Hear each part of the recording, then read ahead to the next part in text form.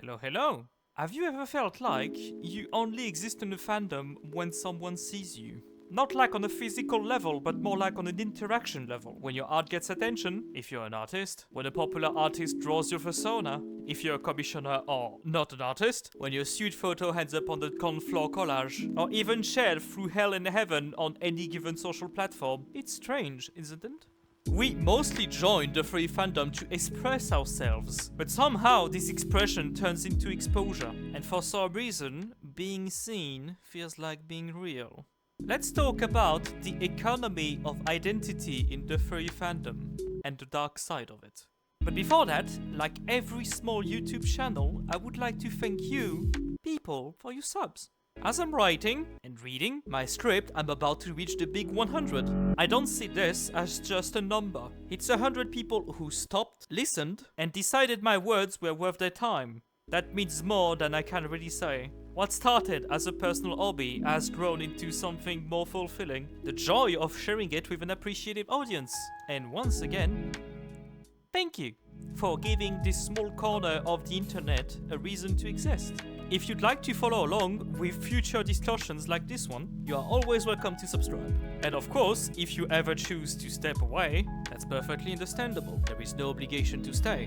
Only the hope that something here resonated with you. Also, I should make something clear before going further. What I'm going to describe isn't the entire furry fandom. I am not saying this is how everyone works or thinks. Not everyone who commissions, or commissioned, popular artists or loves to be photographed is chasing clout. Most people just enjoy sharing what they love too. But it's more about when visibility becomes the goal itself, rather than an expression of creativity. So, the furry fandom has its own kind of economy. Not just one made of money or art commissions. I mean, yes, as well as people that try to pay with exposure, but I'll get back to it later. But also one made of attention. Your worth, your relevance, even your identity can feel tied to how visible you are. And sometimes it helps, or not.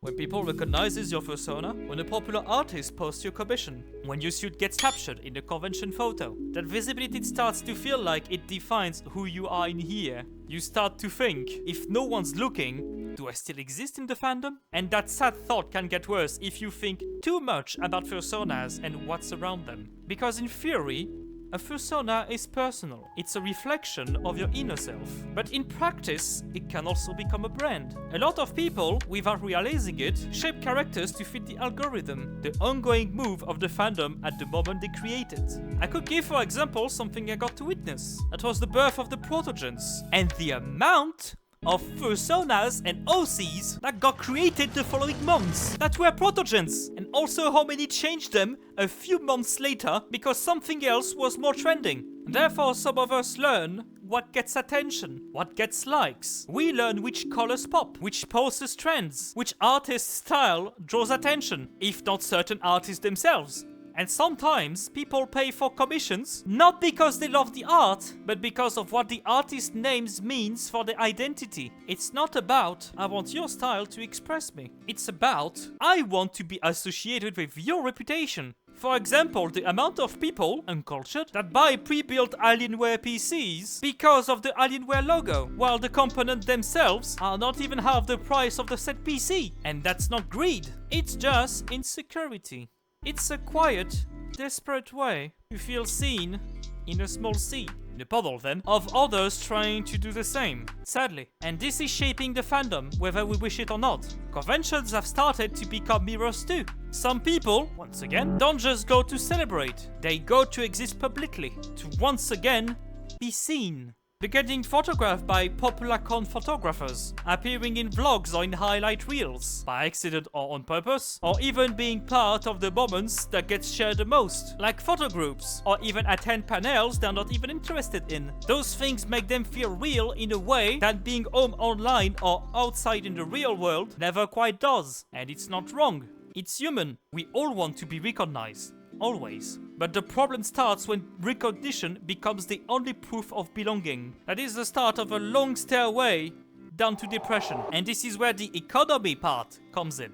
Because the more the visibility becomes currency, the more value shifts from expression to impression. People stop asking, what does this heart mean to you? And start asking, who drew it? People stop saying, oh, you look amazing. And start saying, oh, I saw you in insert any name trending or known blog. This dynamic also impacts artists in conventions. What generates clout tends to attract people, and more attention means more demand. With higher demand comes higher prices, something many artists and events has learned to navigate quite effectively. It's subtle, but it changes the way we see each other. We stop connecting with people and start collecting names. And in all of this, the truth is, some of the most genuine furries you'll ever get to meet are the ones nobody talks about. The artists with next to no following, the fursuiter who don't post selfies every hour, the people who shows up to convention quietly, just to feel connected and vibe, not to be photographed or do stupid things. And they exist, they matter, and they are the fandom. Because without them, the stage would feel empty. And would be empty. I think we've reached a point where being seen feels like being alive. But people forget that being real has nothing to do with numbers and names. A popular artist commission doesn't make your persona more or less valid. A photo at a con doesn't make your presence more meaningful. As said already in the previous video, the fandom is built on stories. And every story, whether seen or not, had something vital to the whole. So maybe they don't need to chase visibility. Maybe we just need to exist with intention. Because the moment you stop trying to be seen and start trying to connect, you realize you were never invincible. You were just human. Or in that case, you were just you. Thank you for listening. Let me know what you think in the comments. If you think I'm right or wrong, I'll be more than happy to answer. And in any case, I wish you a good evening, and I will see you later. Bye!